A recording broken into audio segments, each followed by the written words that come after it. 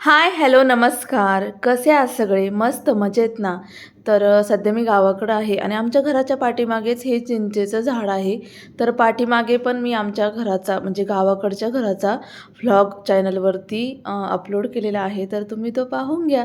आणि खाली मळ्यामध्ये गेलो होतो, तर अशी आंब्याची हे पाड आहेत. म्हणजे झाडावरच पिकलेले आंबे आहेत. तर खाली पडले होते, तर मी घेऊन आले. दिसायला खूप गोड आहेत, पण चवीला खूप आंबट आहेत. तर मग मी पाणीपुरी बनवून घेतली.